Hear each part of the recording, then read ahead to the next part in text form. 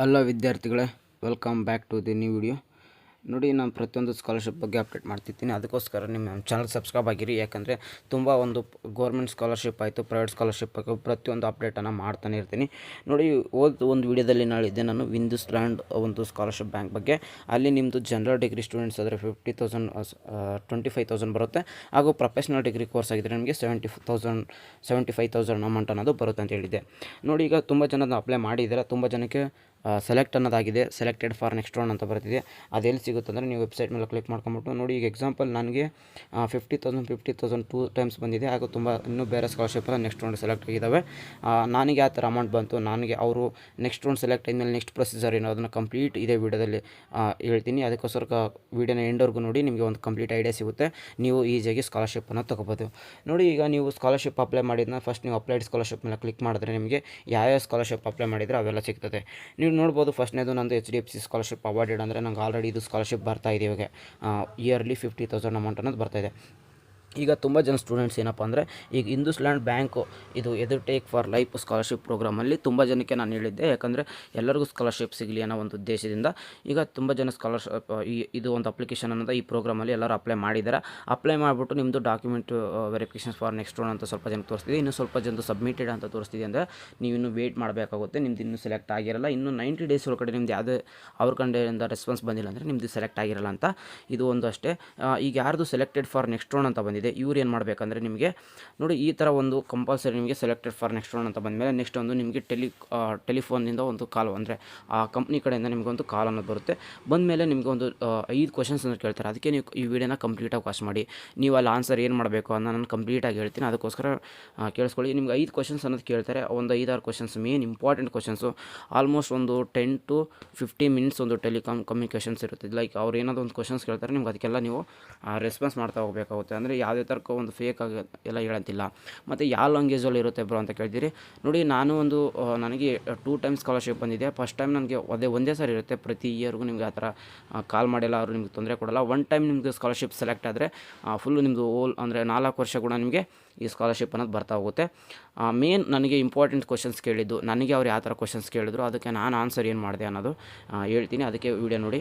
Main ಇವೇ important questions ಪ್ರತಿಯೊಂದು ಸ್ಕಾಲರ್ಶಿಪ್ಪಲ್ಲಿ ಕೇಳುತ್ತೆ. ನೀವು ಹಿಂದೂಸ್ಲ್ಯಾಂಡ್ ಬ್ಯಾಂಕ್ ಎಜುಕೇಟ್ ಫಾರ್ ಲೈಫ್ ಅಂತ ಈ ಸ್ಕಾಲರ್ಶಿಪ್ಪಲ್ಲಿ ಸೆಲೆಕ್ಟ್ ಆದಮೇಲೆ ನೆಕ್ಸ್ಟ್ ರೌಂಡ್ ಅಂತ ತಕ್ಷಣ ಇನ್ನೂ 15 to 30 ಡೇಸ್ ಒಳಗಡೆ ನಿಮಗೆ ಒಂದು ಕಾಲ್ ಅನ್ನೋದು ಬರುತ್ತೆ. ಬಡ್ಡಿ ಫಸ್ಟ್ ಸ್ಟಡಿಯಿಂದ ಅವ್ರು ನಿಮಗೆ ಫಸ್ಟ್ ಒಂದು ಸ್ಲಾಟ್ ಬುಕ್ ಮಾಡ್ತಾರೆ.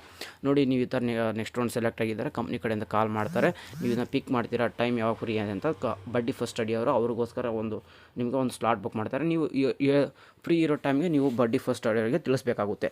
ಇನ್ನು ನಿಮಗೆ 30 ಡೇಸ್ ಒಳಗಡೆ ಒಂದು ಕಾಲ್ ಅನ್ನೋದು ಖಂಡಿತ ಬರುತ್ತೆ, ಒಂದು ಮೇಲ್ ಕೂಡ ಬರುತ್ತೆ. ನೋಡಿ, ನಿಮಗೆ ಈಗ ಒಂದು ಕ್ಲಾರಿಫೈ ಆಗಿತ್ತು ಅನಿಸುತ್ತೆ. ಈಗ ನೆಕ್ಸ್ಟು ನಿಮ್ಗೆ ಒಂದು ಸ್ಲಾಟ್ ಬುಕ್ ಮಾಡಿರ್ತಾರೆ, ಟೈಮಿಂಗ್ಸ್ ಬುಕ್ ಮಾಡಿರ್ತಾರೆ. ಆ ಟೈಮಲ್ಲಿ ಅವ್ರ ಕಂಪ್ನಿ ಕಡೆಯಿಂದ ಕಾಲ್ ಬರುತ್ತೆ. ಹಿಂದೂಸ್ಲ್ಯಾಂಡ್ ಬ್ಯಾಂಕ್ ಇದೇನು ಈ ಸ್ಕಾಲರ್ಶಿಪ್ ಪ್ರೋಗ್ರಾಮ್ ನಡೆಸ್ತಿದ್ದಾರೆ, ಈ ಅಮೌಂಟ್ ಕೊಡ್ತಿದ್ದಾರೆ, ಅವ್ರ ಕಡೆಯಿಂದ ಕಾಲ್ ಬರುತ್ತೆ. ಕಾಲ್ ಬಂದ ತಕ್ಷಣ ಅವ್ರು ಏನು ಮೇನ್ ಕ್ವಶನ್ಸ್ ಕಂಡಿದ್ದಾರೆ, ನೀವು ಹಿಂದಿ ಲ್ಯಾಂಗ್ವೇಜ್ ಆದರೂ ಓಕೆ, ಇಂಗ್ಲೀಷ್ ಲ್ಯಾಂಗ್ವೇಜ್ ಅದಕ್ಕೆ ವಿಚ್ ಲ್ಯಾಂಗ್ವೇಜ್ ಕಂಫರ್ಟ್ ಅಂತ ಕೇಳ್ತಾರೆ. ನೀವು ಎರಡರಲ್ಲಿ ಯಾವುದಾದ್ರು ಲ್ಯಾಂಗ್ವೇಜ್ ನಿಮ್ಗೆ ಯಾವ್ದು ಸೂಟೇಬಲ್ ಫಾರ್, ನನಗೆ ಹಿಂದಿ ಚೆನ್ನಾಗಿ ಮಾತಾಡ್ತೀನಿ, ಹಿಂದಿಲಿ ನೀಟಾಗಿ ಮಾತಾಡ್ತೀನಿ ಅಂದರೆ ಓಕೆ. ಇಂಗ್ಲೀಷ್ ಆದರೆ ಇಂಗ್ಲೀಷ್ ನೀವು ಹೇಳ್ಬೋದು, ನನಗೆ ಇಂಗ್ಲೀಷ್ ಸ್ವಲ್ಪ ಲೇಟಲ್ ಬಿಟ್ಟು ಓಕೆ. ಅವ್ರು ಹಿಂದಿ ಬೋತ್ ನಾನು ಎರಡೂ ಮಾತಾಡ್ತೀನಿ ಅಂತಂದರೂ ಕೂಡ ಹೇಳ್ಬೋದು. ನಿಮ್ಗೆ ಎರಡರಲ್ಲೂ ಮಾತಾಡಿಸ್ತಾರೆ ಅವರು. ನಿಮ್ಗೆ ಯಾವ್ದು ಲ್ಯಾಂಗ್ವೇಜ್ ಇಷ್ಟ ಆಗುತ್ತೋ ಆ ಲ್ಯಾಂಗ್ವೇಜಲ್ಲಿ. ಇನ್ನೂ ನೀವು ಹಿಂದಿ ಚೆನ್ನಾಗಿ ಬಂತಂದರೆ ತುಂಬ ಜನ ಹಿಂದಿನೇ ಜಾಸ್ತಿ ಪ್ರಿಪೇರ್ ಮಾಡ್ತಾರೆ. ಇಂಗ್ಲೀಷ್ ಅಂದರೆ ವೆಲ್ ಆ್ಯಂಡ್ ಗುಲ್, ಏನೂ ಆಗೋಲ್ಲ. ಮೇನ್ ಆಫ್ ಕ್ವಶನ್ಸ್ ಏನಪ್ಪ ಅಂದರೆ ಅವ್ರು ಕೇಳೋದು ಫಸ್ಟ್ ನಿಮ್ಮ ನೇಮ್ ಅಂತ ಕೇಳ್ತಾರೆ. ಕರೆಕ್ಟಾಗಿ ಹೇಳಿ ನಿಮ್ಮ ನೇಮ್ ಏನಪ್ಪ ಅಂತಂದು. ಆಮೇಲೆ ನಿಮ್ಮ ಪೇರೆಂಟ್ಸ್ ನೇಮು, ಆಮೇಲೆ ನೀವು ಈ ಅಪ್ಲಿಕೇಶನ್ಸ್ ಹಾಕಾಗ ನಿಮಗೆ ಆಂಬಿಷನ್ಸು, ಅಬಿಸು ಪ್ರತಿಯೊಂದು ಏನಾಗಿರುತ್ತೆ ಅದನ್ನೆಲ್ಲನೂ ಮೇನ್ ಇಂಪಾರ್ಟೆಂಟ್ ಕ್ವಶನ್ಸ್ ಆಗುತ್ತೆ. ಅದು ಮಾತ್ರ ಯಾರು ಮಿಸ್ ಔಟ್ ಮಾಡೋಕ್ಕೆ ಹೋಗಬೇಡಿ. ಆ ಕಾಲ್ ಬಂದ ತಕ್ಷಣ ನಿಮ್ಮ ನೇಮ್ ಕೇಳ್ತಾರೆ, ನಿಮ್ಮ ಫಾದರ್ ನೇಮ್ ಕೇಳ್ತಾರೆ, ನಿಮ್ಮದು ಒಂದು ಬ್ಯಾಕ್ಗ್ರೌಂಡ್ ಕೇಳ್ತಾರೆ, ಮನೆ ಬ್ಯಾಕ್ಗ್ರೌಂಡ್ ಯಾವ ಥರ ಇದೆ, ಏನು ಮಾಡ್ತಿದ್ದೀರಾ. ನೋಡಿ, ಇಲ್ಲಿ ಮಾತ್ರ ನೀವು ಯಾವುದೇ ಥರ ಫೇಕ್ ಅನ್ನೋದು ಏನಾದರೂ ಒಂದೇ ಒಂದು ಮಿಸ್ಟೇಕ್ ಆಯ್ತು ಅಂದರೂ ಕೂಡ ನಿಮ್ಮದು ರಿಜೆಕ್ಟ್ ಆಗೋ ಚಾನ್ಸಸ್ ಅಲ್ಲ, ರಿಜೆಕ್ಟ್ ಆಟೋಮೆಟಿಕ್ಲಿ ಆಗಿಬಿಡುತ್ತೆ. ಅದಕ್ಕೋಸ್ಕರ ಇಲ್ಲಿ ಯಾವುದೇ ಥರ ರಾಂಗ್ ಇನ್ಫಾರ್ಮೇಷನ್ಸ್ ಅವ್ರು ಕೊಡೋಕೆ ಹೋಗಬೇಡಿ. ಮೀನ್ಸ್ ನೀವು ರಾಂಗ್ ಇನ್ಫಾರ್ಮೇಷನ್ ಅಂದರೆ ನೀವು ಅಪ್ಲಿಕೇಶನ್ ಹಾಕಾಗ ಏನೇನು ಇನ್ಫಾರ್ಮೇಷನ್ಸ್ ಕೊಟ್ಟಿದ್ರಿ, ಲೈಕ್ ನಮ್ಮ ಈ ಥರ ಬ್ಯಾಕ್ಗ್ರೌಂಡ್ ಈ ಥರ ಇಂದ ಸಫರ್ ಆಗ್ತಾಯಿದ್ದೀವಿ, ಇಲ್ಲಾಂದರೆ ನಾವು ಈ ಥರ ಇದೆ ಪ್ರತಿಯೊಂದು ಹೇಳಿ ನೀವು. ಆಮೇಲೆ ಹೇಳಿ ನಿಮಗೆ ಯಾವುದೋ ಸ್ಕಾಲರ್ಶಿಪ್ ಬಂದಿತ್ತು ಅಂತ ಕೇಳಿದರೆ ನೀವು ಎಸ್ ಅಂತ ಹಾಕಿದರೆ ಖಂಡಿತ ಎಸ್ ಅಂತಲೇ ಹೇಳಿ, ಇಲ್ಲ ಅಂದರೆ ಇಲ್ಲ ಅಂತಲೇ ಹೇಳಿ. ಆಮೇಲೆ ಎಷ್ಟು ಸ್ಕಾಲರ್ಶಿಪ್ ಬಂದಿತ್ತು ಅಂದರೂ ಕೂಡ ಅದು ಕೂಡ ಕರೆಕ್ಟಾಗಿ ಅಲ್ಲಿ ಮೆನ್ಷನ್ ಮಾಡಿರ್ತಾರೆ, ಅಷ್ಟೇ ಅಮೌಂಟ್ ಹೇಳಿ. ಮತ್ತು ಎಕ್ಸ್ಟ್ರಾ ₹1 ಹೇಳಿದ್ರು ಕೂಡ ತುಂಬ ಡೇಂಜರಲ್ಲಿ ಸಿಚುವೇಶನ್ ಇರ್ತಾರೆ. ಅದಕ್ಕೋಸ್ಕರ ಒಂದು 50 ಮಿನಿಟ್ಸು ಕರೆಕ್ಟಾಗಿ ಮಾತಾಡ್ಬಿಟ್ರೆ, ಇಲ್ಲಾಂದರೆ ನಿಮಗೆ ವೀಡಿಯೋ ಕಾನ್ಫರೆನ್ಸ್ ಅಂತ ಇರುತ್ತೆ, ಇಲ್ಲ ನೀವು ವೀಡಿಯೋ ಮಾಡಿಬಿಟ್ಟು ಕೂಡ ನೀವು ಇವ್ರಿಗೆ ವೀಡಿಯೋನ ಸಬ್ಮಿಟ್ ಮಾಡ್ಬೋದು, ಈ ಥರ ವೀಡಿಯೋ ಕಾನ್ಫರೆನ್ಸ್ ಅಂತ. ಇಲ್ಲಾಂದರೆ ನೀವು ಕಾಲ್ ಮಾಡಿಬಿಟ್ಟಿದಾಗ ಈ ಥರ ಎಲ್ಲ ಕ್ವಶನ್ಸ್ ಕೇಳ್ಬೋದು. ಮೇನ್ ಇಂಪಾರ್ಟೆಂಟ್ ಕ್ವಶನ್ಸ್ ಅಂದರೆ ನೋಡಿ, ಇವು 3-4 ಕ್ವಶನ್ಸ್ ಇಂಪಾರ್ಟೆಂಟ್ ಅಂದರೆ ನೆನಪಿಕೊಂಡಿರಿ. ನೀವು ಅವ್ರು ಕೇಳ್ತಾರೆ 100% ಶ್ಯೂರಿಟಿ. ನನಗೂ ತುಂಬ ಸರಿ ಕೇಳಿದ್ದಾರೆ. ನೋಡಿ, ನಿಮಗೆ ಈ ಸ್ಕಾಲರ್ಶಿಪ್ಪು ಬಗ್ಗೆ ಹೆಂಗೆ ತಿಳಿಯಿತು ಅಂತ ಕೇಳ್ತಾರೆ. ನೀವು ಹೇಳ್ಬೋದು ನಿಮ್ಗೆ ಈ ಸ್ಕಾಲರ್ಶಿಪ್ ಬಗ್ಗೆ ಅದರ ಯಾವ ಥರ ತಿಳಿಯಿತು ಸೋಷಿಯಲ್ ಮೀಡಿಯಾನೇ ಅಂತ ಕೇಳ್ತಾರೆ. ಅದನ್ನ ಖಂಡಿತ ಕರೆಕ್ಟಾಗಿ ಪ್ರಿಪೇರ್ ಆಗಿ ಹೇಳಿ.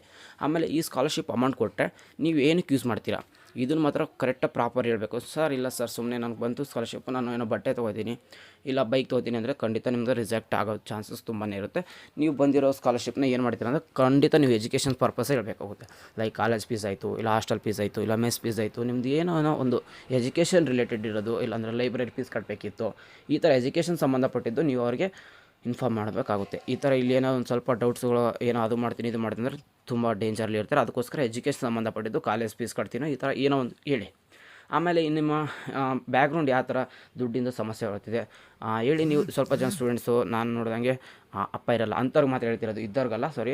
ಯಾರು ವಿಕಲಚೇತನರು ಅಂದರೆ ಹ್ಯಾಂಡಿಕ್ಯಾಪ್ಟ್ ಇರ್ತಾರೆ, ಈ ಥರ ಸಫರ್ ಆಗ್ತಿದ್ವಿ, ಮನೇಲಿ ಅಪ್ಪ ಒಬ್ಬರೇ ಕೆಲಸ ಮಾಡ್ತಾರೆ, ಇಲ್ಲಾಂದ್ರೆ ಅಮ್ಮ ಕೆಲಸ ಮಾಡ್ತಾರೆ, ಆಮೇಲೆ ಅಮೌಂಟ್ ಸಾಕಾಗ್ತಿಲ್ಲ, ಕಾಲೇಜ್ ಫೀಸು, ಈ ಥರ ಸಮ್ ಇಶ್ಯೂಸ್ ಏನಾದ್ರು ಇದು ಅಂತ ನೀವು ಮೆನ್ಷನ್ ಮಾಡಿರ್ತೀರಲ್ಲ ಅಪ್ಲಿಕೇಶನ್ ಹಾಕಾಗ, ಇವನ್ನೆಲ್ಲ ಖಂಡಿತ ಕರೆಕ್ಟಾಗಿ ಹೇಳ್ಬೇಕಾಗುತ್ತೆ.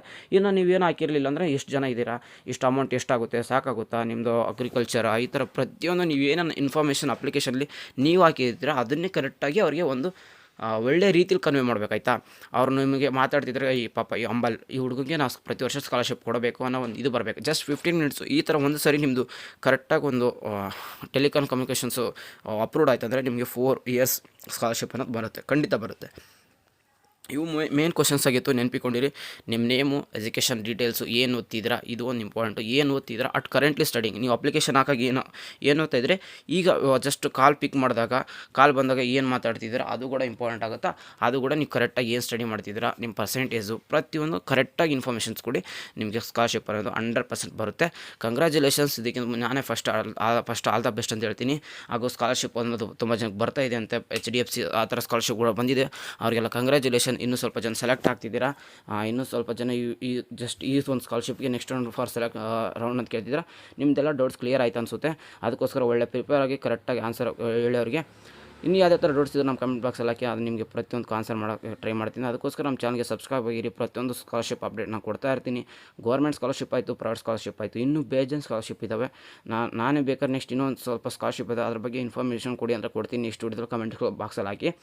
ಸಿಗೋಣ ಗಾಯ್ಸ್ ನೆಕ್ಸ್ಟ್ ವಿಡಿಯೋದಲ್ಲಿ. ಏನೋ ಡೌಟ್ಸ್ ಇದ್ದರೆ ಕಮೆಂಟ್ ಬಾಕ್ಸಲ್ಲಿ ಹಾಕಿರಿ, ಅದನ್ನ ನಾನು ನಿಮಗೆ ನೆಕ್ಸ್ಟ್ ವಿಡಿಯೋದಲ್ಲಿ ತಿಳಿಸ್ತೀನಿ. ಯಾವ good day guys, love you all, tata guys, bye bye.